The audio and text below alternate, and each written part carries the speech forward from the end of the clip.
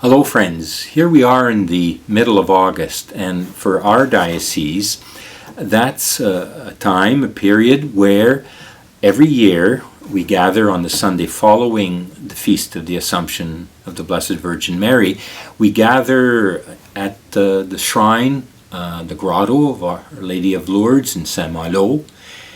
It's the diocesan shrine and the diocesan pilgrimage day, and there's over 1,000 people, and coming to pray, to show their devotion to Mary, to ask for her intercession, to let the mystery of Mary, seep into, inform their own life, their own soul and mind.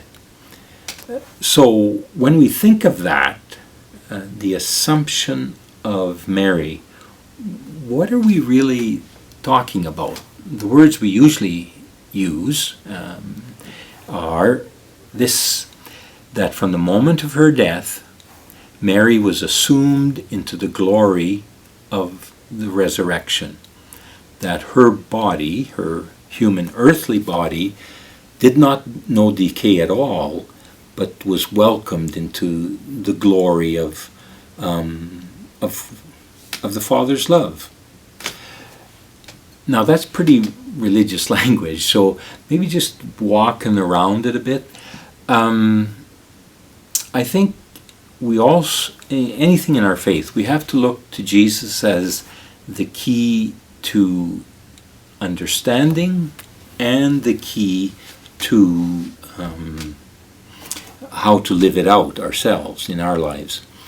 And so the way I look at it is that as Christ ascended to the Father, so this is Jesus after the resurrection, in all of his humanity, all of his divinity, all of his humanity in his human body, but now glorified, as he ascended and was welcomed, embraced into the glory of the Father's love, so Mary, participating in the resurrection, participating in the graces of Jesus' death and resurrection, from the moment of her death, was given the grace of her in her human body, glorified now, just like Jesus's, and all of her yes of life with Jesus gathered into the Father's love. So in a sense, the Assumption of Mary is a mirror image of the Ascension of Jesus. And so that can bring us to think, because what happened, shall we say, to Mary will happen to us. I mean, when we say the creed, we do say that we believe in the resurrection of the bodies. Yes, we will be put in the tomb. Yes, our human bodies will decay. But on the day of the resurrection for all of the universe, all of creation, we will be in the glory of the Father's love, in our humanity, in our humanness, in our human body, transformed, obviously. What's that going to be like? I haven't got a clue, but I'm looking forward to it. But it's that sense then of participating in the yes of Jesus, and participating in that yes of Jesus, then being drawn into the glory of heaven, the Father's glorious love. For us, it will take purgatory, the purification, the last bits of what our sinfulness is, by the grace of God alone, taken, washed from us, so that we can participate completely in the communion of God's love, the holiness of God's love. So, where Jesus has gone, where Mary has gone, is what is promised to us. But if I can put it this way, what got Mary into heaven was her yes. Was her yes. I mean, of course, it's all the grace of God, the work of God, the love of God. But she had to say yes. And the Immaculate Conception is a celebration or the expression of the fact that from the moment of her conception, there was always total faithfulness. And so Mary is the woman of the fiat. Lord, I am your servant. Lord, let it be done according to what you have said. And that will be throughout her whole life. But the point also to make is, while the faithfulness was ever perfect, the understanding and so acceptance of that yes was also a journey for Mary. I mean, she had to say yes to the angel, but then she had to say yes to finding Jesus in the temple and not understanding. She had to say yes to his words at Cana, which were troubling. What does he speak of this hour?